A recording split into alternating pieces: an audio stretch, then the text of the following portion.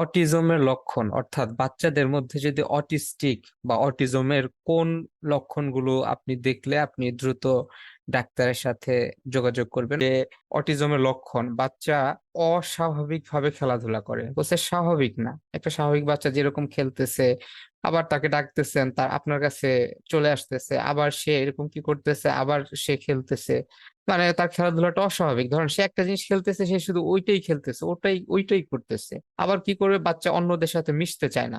যে দেখা গেলো আপনি তাকে তার সমবয়সী বাচ্চাদের মধ্যে ছেড়ে দিলেন, সে মিশতে চায় না। অথবা আপনি এরকম বেশি বয়সী কারোর সাথে যখন কারোর কাছে যান, তো তার সাথেও সে মিশতে চাইতেছে না। সাধারণত বাচ্চারা প্রথম কাউকে দেখলে তার সাথে মিশতে চায় না, কিন্তু সময়ের সাথে সাথে কিন্তু বাচ্চারা তাদের সাথে মিলে যায়, মিশে যায়। কিন্তু যে বাচ্চা অন্যদের সাথে মিশে না, যখন কোনো বাচ্চা অন্যদের সাথে মিশতেছে না, তার সমবয়সী বাচ্চাদের সাথেও মিশতেছে না, তখন কিন্তু এটাকে আমরা প্রাথমিকভাবে আহ মনে করব যে এটা অটিস্টিক কিনা। আরেকটা হলো অস্থিরতা, বাচ্চা অনেক বেশি অস্থির, অনেক বেশি চঞ্চল, এত চঞ্চল কোনো কিছুই মানতেছে না।